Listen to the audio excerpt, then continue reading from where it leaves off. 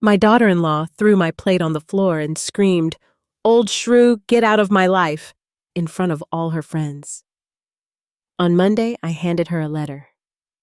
That made her fall out of her chair. "I'm glad to have you here. Follow my story until the end, and comment the city you're watching from, so I can see how far my story has reached." My daughter-in-law threw my plate on the floor and screamed, "Old hag, get out of my life," in front of all her friends. The clatter of porcelain shattering against the hardwood floor still echoes in my mind. I can still see the 20 pairs of eyes staring at me, some with pity, others with embarrassment. The elegant dinner party at my son's house had come to a standstill, and I was the spectacle. My name is Linda Carter. I'm 66 years old, and I've spent my entire life trying to be a good mother, a supportive mother-in-law, and now a doting grandmother. But that night, Melissa made it abundantly clear that none of it mattered. "Mom, please." My son Michael whispered, his eyes pleading with me not to make the scene worse. Not once did he turn to his wife to chastise her behavior. Not once did he stand up for me. I stood there, food splattered across my beige slacks, my hands trembling. Melissa glared at me, her perfectly made-up face contorted with disgust. This wasn't the first time she had made her feelings known, but it was certainly the most public and humiliating. "I think it's best if you leave, Linda," she said, her voice dripping with false concern. "You're clearly upset, and we wouldn't want you to have one of your episodes." I don't have episodes, never have, but Melissa had spent years constructing this narrative about me to Michael and their friends. That I was unstable, difficult, intrusive, and my son, the little boy I had raised alone after his father died when he was just 11 years old, believed her. As I gathered my purse and cardigan, I caught sight of my grandchildren peering from the top of the staircase. 6-year-old Sophie and 4-year-old Ethan watched with wide eyes as their grandmother was thrown out of their home like garbage. What were they learning about respect, about family? The drive home was a blur of tears and memories. I remembered when Michael first brought Melissa home 6 years ago. She was charming, then laughing at my stories and complimenting my home. The change had been gradual. A canceled invitation here, a snide remark there. Then came the restrictions on when I could see my grandchildren. Always with an excuse. They were too busy. The kids had activities. Melissa needed family time without in-laws around. I pulled into the driveway of the small house I'd lived in for 42 years. The house where I'd raised Michael alone, working 2 jobs to ensure he had everything he needed. Now he lived in a sprawling home in the suburbs with a wife who despised me for reasons I couldn't understand. Inside, I sank onto my couch, still in my stained clothes, and let the tears flow freely. My phone buzzed. A text from Michael. "Mom, I'm sorry about tonight. Melissa's just stressed with work. Give her some space." "Okay." Space. That's all I've been giving them. So much space that I was becoming a stranger to my own grandchildren. And still, it wasn't enough. I dragged myself to the bathroom and caught sight of my reflection. I barely recognized the woman staring back at me. Shoulders slumped, eyes, red-rimmed face, drawn with sadness. When had I allowed myself to become this person? When had I started believing that I deserved this treatment? That night, I slept fitfully dreaming of porcelain shattering and voices shouting. In my dreams, I stood up for myself. I told Melissa exactly what I thought of her behavior. I reminded Michael of all the sacrifices I had made for him. But in reality, I had simply walked away, head bowed, defeated. Morning brought no relief. I called my best friend Susan, who had been trying to tell me for years that Melissa was isolating me from my family. "Linda, enough is enough," Susan said firmly. "You've let that woman walk all over you for too long. When are you going to stand up for yourself? What can I do, Susan? If I confront her, she'll just use it as another excuse to keep me away from the children. So you'll just keep taking her abuse. Is that your plan? I had no plan. I felt trapped in an impossible situation. Fight back and risk losing what little contact I had with my family, or continue to endure Melissa's cruelty. What I didn't know then was that Monday would change everything. Monday, when I would hand Melissa a letter that would make her fall out of her chair. A letter that would finally expose the truth and give me back the dignity I had surrendered piece by piece over the years. But first, I needed to find my courage again. And as I sat at my kitchen table that morning, sipping tea from a chipped mug, I had no idea that courage would find me in the most unexpected place, or that the weapon I needed against Melissa had been in my possession all along. The weekend crawled by in a haze of self-pity and regret. By Sunday afternoon, I couldn't bear to sit alone with my thoughts any longer. I decided to tackle the cluttered attic, a project I'd been putting off for years. At least physical labor might distract me from the persistent ache in my chest. The attic was stifling, filled with decades of memories packed in cardboard boxes. I started with Michael's childhood mementos, baseball trophies, school projects, and photo albums documenting every milestone. Had Melissa seen these? Did she know how I'd cheered at every game, helped with every science fair project, worked overtime to pay for college applications? Hours passed as I sorted through the boxes. My back ached and dust coated my clothes, but the physical discomfort was almost welcome.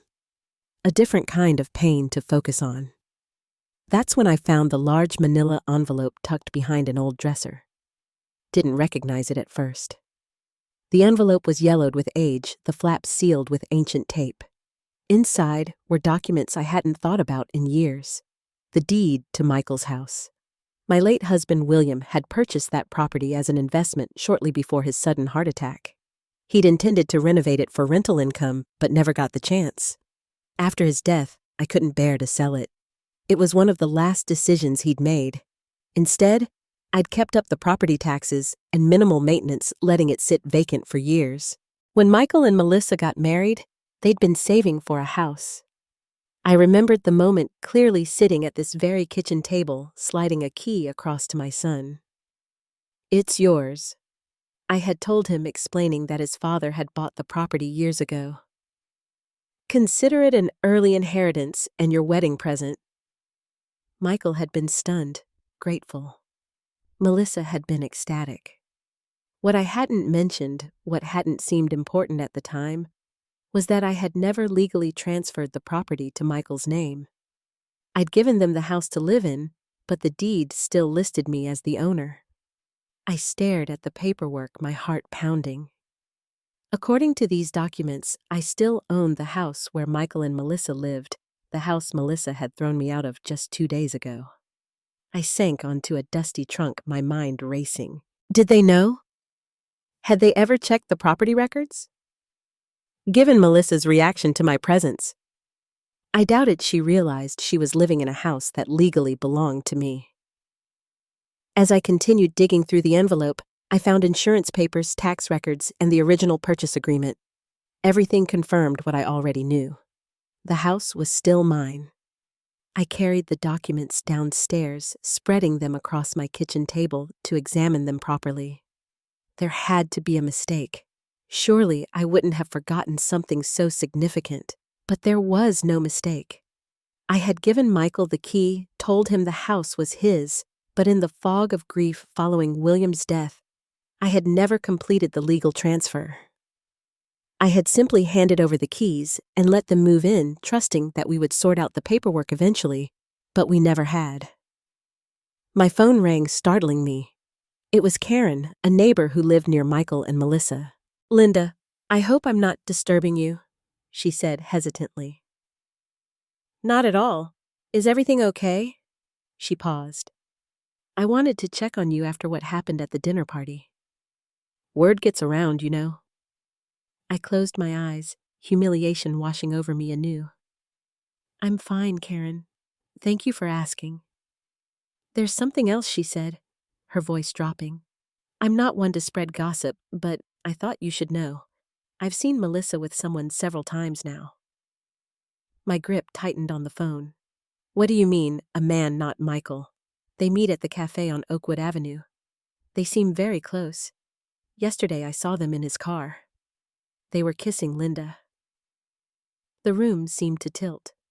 Melissa was cheating on my son, the same woman who had systematically pushed me out of their lives, who had convinced Michael I was the problem. Have you told Michael? I asked, my voice barely audible. No, I thought you should know first. I wasn't sure if I should say anything at all. After Karen hung up, I sat motionless at my kitchen table, surrounded by property documents and this new explosive information. Melissa was cheating on my son. She was living in my house, and she had humiliated me in front of everyone. Pieces started falling into place. Melissa's increasing hostility toward me, her determination to cut me out of their lives. What if it wasn't just ordinary mother-in-law attention? What if she was deliberately isolating Michael from his support system? I needed to confirm Karen's story before jumping to conclusions. But combined with the property documents spread before me, I now held information that could completely change the power dynamic between Melissa and me. For the first time since that disastrous dinner party, I felt a flicker of something other than despair. Not quite hope, not quite vindication, but a growing certainty that the universe had just handed me the means to reclaim my dignity and protect my son. Monday was approaching, and with it, a decision I never thought I'd have to make. Should I confront Melissa with what I knew? Should I tell Michael about his wife's betrayal? Or should I simply assert my legal rights to the house they lived in? As the sun set outside my window, I knew one thing for certain. I was done being the victim in Melissa's story. It was time for me to write my own ending. That night, sleep eluded me. I tossed and turned, my mind racing with possibilities and consequences. By morning, exhaustion had settled deep in my bones, but a strange clarity had emerged. I called Susan. I need your advice, I said when she answered.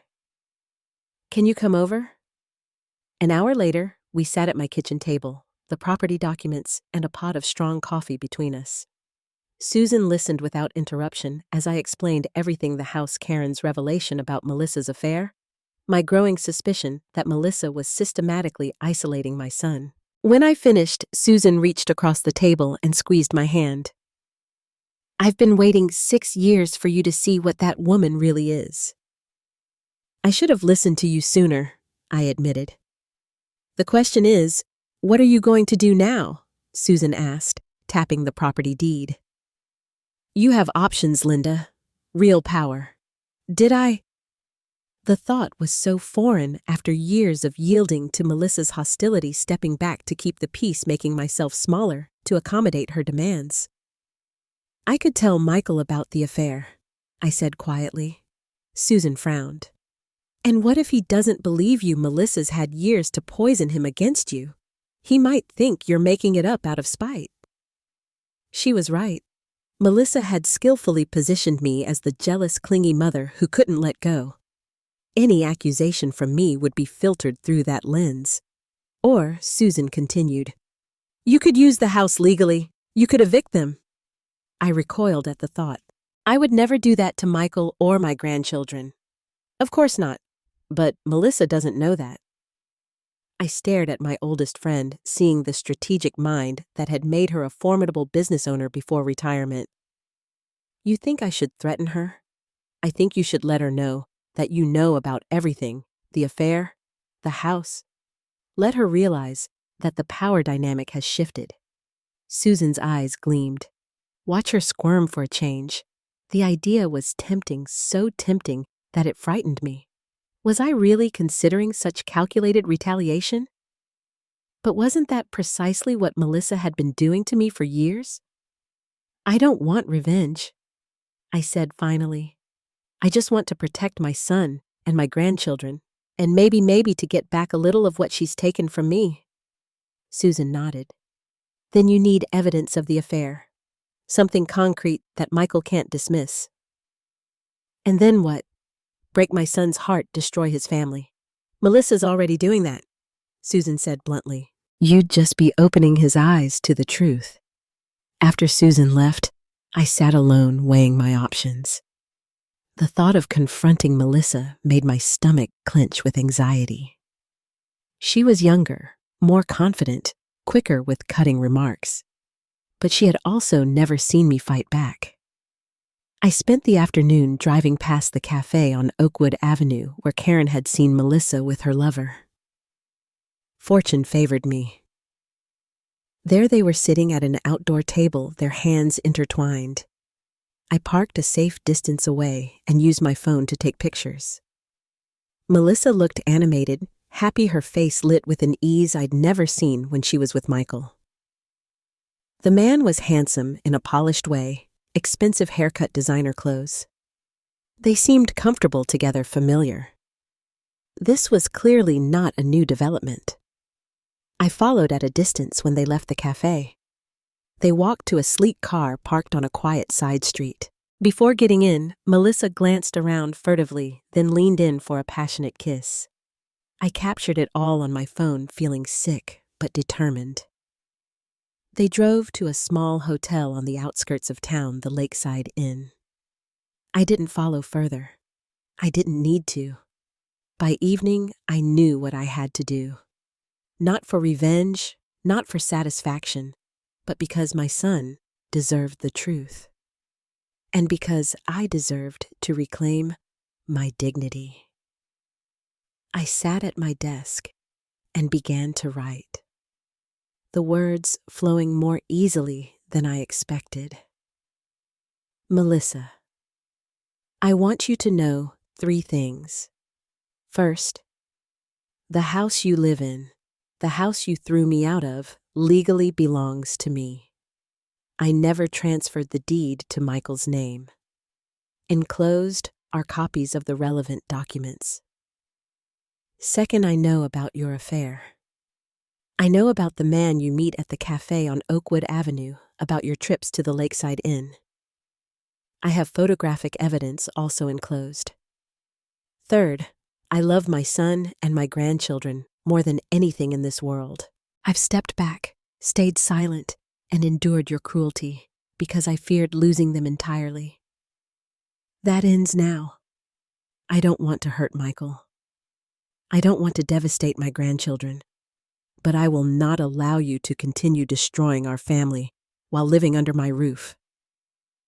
You have a choice: end the affair immediately and start treating me with the basic respect any human being deserves, or I will tell Michael everything and begin formal eviction proceedings. I'm not asking to be your best friend. I'm simply requiring decency for myself and for the sake of my son, who deserves better than betrayal. You have until Friday to decide. Linda. I read the letter over, feeling a strange calm. The words weren't vindictive or emotional, just clear, factual, firm. I enclosed copies of the property documents and printed several of the photos I'd taken.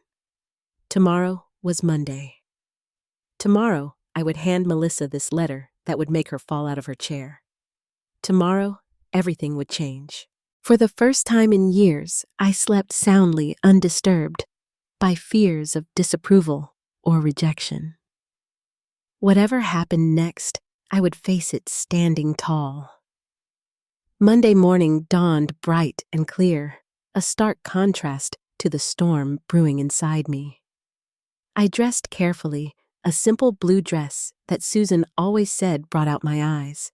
Comfortable but elegant flats, a touch of makeup not for Melissa's benefit but for my own. Today, I needed every ounce of confidence I could muster. The envelope sat on my kitchen counter, sealed and waiting. Inside were the truths that could shatter the careful facade Melissa had constructed, the proof of her affair, the documents showing that I owned the house she had made into her fortress against me. I checked the time. Michael would be at work. He always left by 7:30. The children would be at school. Melissa typically spent Monday mornings at home catching up on household affairs before meeting friends for lunch. It was the perfect opportunity. As I drove to their house, my resolve wavered. Was I really prepared to upend everyone's lives? What if this made things worse? What if Michael blamed me for the messenger rather than Melissa for her betrayal? No, I said aloud, gripping the steering wheel tighter. I can't keep living like this. The house, my house legally speaking, came into view. The lawn was immaculate, the garden beds bursting with the flowers Melissa selected each season. Even from the outside, it looked like the perfect home for the perfect family. But I knew better now. I parked at the curb, took a deep breath, and walked up the stone path to the front door. The envelope felt heavy in my hands, weighted with consequences. I rang the doorbell and waited, heart pounding. After a moment, I heard footsteps approaching. The door swung open, and there stood Melissa, perfectly put together, as always, in designer jeans and a crisp white blouse. Her expression shifted instantly from neutral to cold annoyance. "Linda," she said flatly. "Michael's not home." "I know," I replied, my voice steadier than I'd expected. "I came to see you." She raised an eyebrow, making no move to invite me in. "I thought I made it clear on Friday that we needed space." "You made a lot of things clear on Friday," I said. "May I come in?" "This won't take long." Melissa hesitated, then stepped back grudgingly. 5 minutes? I have a busy day." I followed her into the living room, the same room where she'd humiliated me just 3 days ago. The physical evidence was gone. No shattered plate, no food stains on the floor. But the emotional debris remained thick in the air between us. "Well," Melissa crossed her arms, tapping her foot impatiently. "What's so important?" I held out the envelope. "This is for you." She looked at it suspiciously. "What is it? Something you need to see?"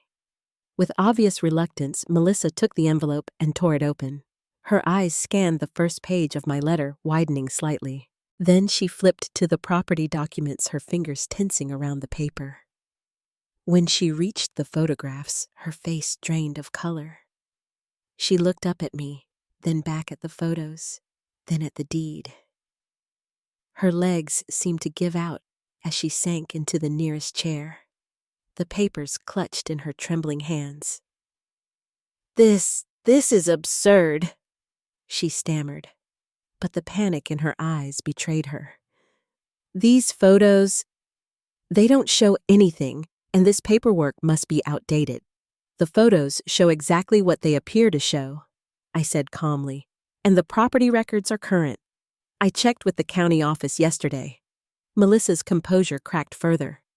"You had no right to spy on me, and you had no right to treat me the way you have for years," I countered. "To isolate my son from me, to limit my time with my grandchildren, to throw me out of my own house." "Your house!" Her voice rose shrilly. "This is our house, Michael. And Michael, and you have been living here because I allowed it." I interrupted. "I gave him the key as a wedding present, but I never legally transferred ownership." "An oversight on my part, but a fortunate one as it turns out." Melissa stood suddenly, her face flushing with anger. "This is blackmail." "No," I said evenly. "This is a boundary. This is me standing up for myself after years of your cruelty." "You wouldn't dare tell Michael," she hissed. "It would destroy him. Is that what you want, to hurt your precious son?" I met her gaze steadily. "I don't want to hurt anyone. That's why I'm giving you a choice. End the affair. Treat me with basic respect, or face the consequences of your actions. Melissa's eyes narrowed to slits. You think you've won, don't you? You think you can waltz in here with your threats and your so-called evidence and suddenly have power over me? This isn't about winning, Melissa. It's about truth. It's about my family. Yes, my family, including my son and my grandchildren and my place in it. She threw the papers onto the coffee table, her hands shaking with rage. Get out of my house. My house? I corrected gently, turning toward the door. You have until Friday to decide what happens next. As I walked out, I felt lighter than I had in years, despite the tension of the confrontation. I hadn't raised my voice. I hadn't lost control. I had simply spoken my truth and set my terms. From the car, I glanced back at the house. Melissa stood in the window watching me, her expression unreadable from this distance. I had no idea what she would choose to do next. End the affair, agree to my terms, or call my bluff. But for the first time in our 6-year relationship, the choice wasn't entirely hers. I started the engine and pulled away from the curb, realizing that I was no longer afraid. Whatever happened next, I had reclaimed something essential. My voice. I expected to have until Friday before hearing from Melissa or Michael. I was wrong. By Tuesday evening, my phone was ringing constantly. First Melissa, then Michael, then Melissa again. I let each call go to voicemail, needing time to study myself before the inevitable confrontation. Melissa's message was venomous. You've made a terrible mistake, Linda. You have no idea what you've done. Michael was confused, worried. Mom, what's going on? Melissa is upset. She says you threatened her. Please call me back. I took a deep breath and called my son. Michael, I think we need to talk in person. Mom, whatever is happening between you and Melissa, can't you just apologize? She's really upset. Something in me snapped. No, Michael, not this time. This is important. Can you meet me at Harrison Park in an hour? He hesitated. All right, but Mom, please let's resolve this peacefully. The park was quiet in the early evening, just a few joggers and dog walkers enjoying the fading light. I sat on a bench overlooking the river, watching the water flow steadily past. There was comfort in that constancy. The river had been here long before my problems, and would continue long after. Michael arrived looking harried, his tie-loosened hair slightly mussed, as if he'd been running his hands through it, a nervous habit from childhood. Mom, he said, sitting beside me. What's this about Melissa says you're threatening to evict us? I turned to face him, my heart aching at the worry in his eyes. Michael, there are things you need to know, things I should have told you sooner. Slowly, carefully, I explained about the house, how it had remained in my name all these years through oversight, not intention. Michael looked shocked, but not angry. Why didn't you say something before? He asked. Honestly, I forgot. After giving you the key in my mind, it was your house. I only discovered the truth when I was cleaning the attic this weekend. Michael nodded slowly. We can fix that.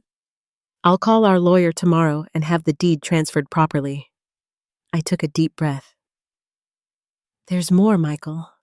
His face fell. Mom, please. If this is about Melissa's behavior at the dinner party, she's stressed with Melissa is having an affair, I said quietly. Michael froze his face, draining of color. What? I reached for his hand. I'm so sorry. I wouldn't tell you this if I wasn't certain. You're wrong, he said, pulling his hand away. Melissa wouldn't. She loves me. She loves our family. Michael, I said, gently retrieving my phone. I have proof. I showed him the photos. Melissa with her lover at the cafe. Their passionate kiss by the car entering the hotel together. With each image, Michael's expression crumbled further. No, he whispered. No, this can't be. I'm sorry, I said again, feeling his pain like a physical wound. I didn't want to hurt you, but you deserve to know the truth. He stood abruptly, pacing in front of the bench. How long have you known? Just since Sunday. A neighbor saw them together and told me. Michael ran his hands through his hair, his breathing ragged. And the eviction threat, was that real? Or just to scare her? I would never put you and the children on the street, I said firmly. Never. But Melissa didn't know that. I wanted her to understand that things had to change, that I wouldn't be treated like dirt in my own family anymore. He was quiet for a long moment, staring out at the river. All these years, he said finally, Melissa told me you were trying to come between us, that you were clingy possessive, that your feelings were always hurt because you couldn't accept that I had my own life. My throat tightened. And you believed her. She was my wife, he said simply, then corrected himself. She is my wife. I tried so hard, Michael. I stepped back. I made myself small. I accepted the scraps of time she allowed me with you and the children, all to keep the peace. Michael turned to face me, his eyes red-rimmed. I should have seen it. I should have stood up for you. We both made mistakes, I said, but it's not too late to fix them. What am I going to do? He asked suddenly, looking like the lost boy who'd faced his father's death all those years ago. The children. You're going to take some time to think, I said gently. You're going to decide what's best for you and Sophie and Ethan. And whatever you decide, I'll support you. She's going to say you're lying, that you've always been jealous of her. I nodded. Probably. That's why I made copies of everything. The photos, the property documents. She can deny it, but the truth is the truth. Michael sank back onto the bench, shoulders slumped. I need to confront her. Do you want me to come with you? He considered this, then shook his head. No, this is between me and Melissa. But afterward, his voice faltered. Afterward, I might need a place to stay with the kids. You know you're always welcome, I said, my heart both breaking for his pain and swelling with hope that my son might finally be coming back to me. As dusk settled over the park, Michael and I sat in silence, watching the river flow. The confrontation with Melissa still loomed ahead, but something fundamental had already shifted. For the first time in years, my son and I were on the same side, facing the truth together, instead of divided by Melissa's manipulations. Whatever happened next, we would face it as a family. The real family that had existed long before Melissa entered our lives. 6 months can change everything. On a warm Saturday morning, I stood in my kitchen preparing breakfast. Pancakes shaped like dinosaurs, a weekend tradition that had recently been reinstated. Upstairs, I could hear the patter of small feet and excited whispers as Sophie and Ethan awakened.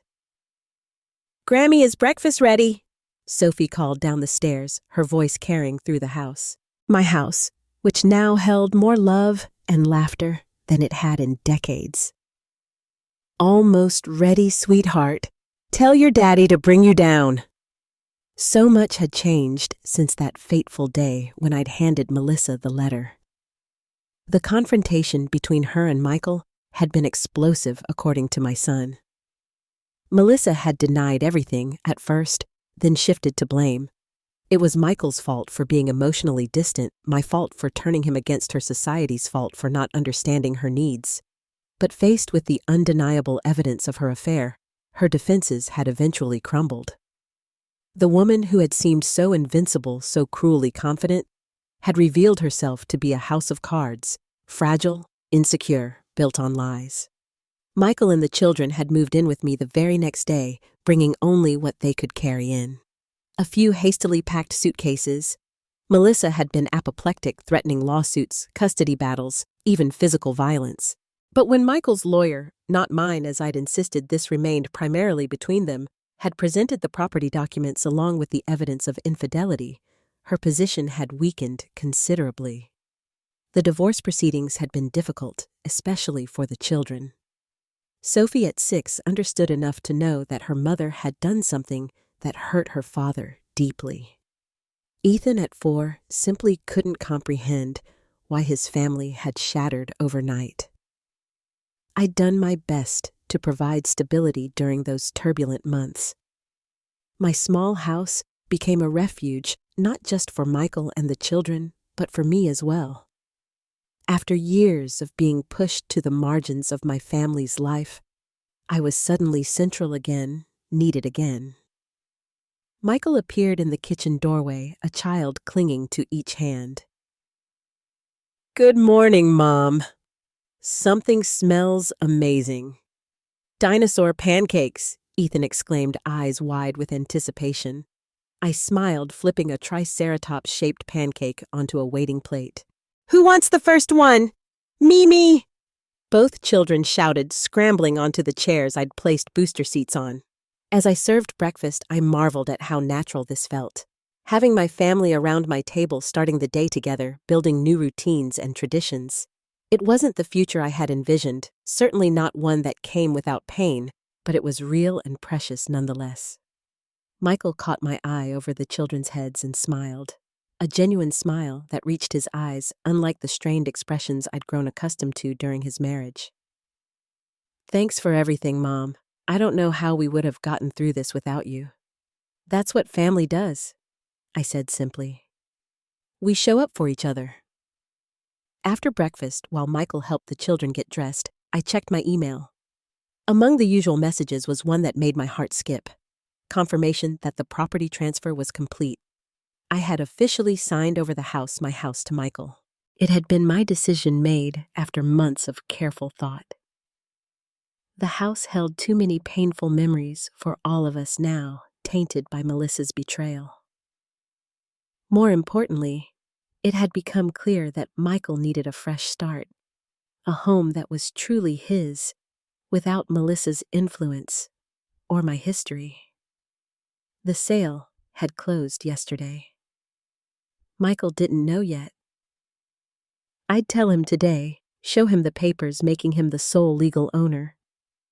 It was time for him to rebuild his life on his own terms, in a space that belonged entirely to him. The doorbell rang, interrupting my thoughts. Michael appeared in the hallway, confusion on his face.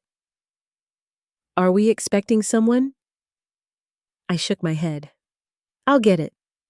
Opening the front door, I found Melissa standing on my porch, looking nothing like the polished, confident woman who had once thrown my plate to the floor. Her hair was pulled back in a simple ponytail, her face bare of makeup, her designer clothes replaced by jeans and a plain sweater. "Linda?" she said, her voice lacking its usual sharp edge. "May I come in?" I hesitated, protective instincts flaring. "Melissa, I don't think that's—" "Please," she interrupted. "Just for a minute, two need to say something." Behind me, I heard Michael's sharp intake of breath as he recognized his ex-wife's voice. "Mom, it's okay. Let her in." Melissa stepped into the hallway, her eyes darting nervously to Michael, then back to me. "I won't stay long." She took a deep breath. I came to apologize. Of all the things I had expected from Melissa, an apology had never been among them. "These past months, I've had a lot of time to think," she continued. "The divorce, losing custody."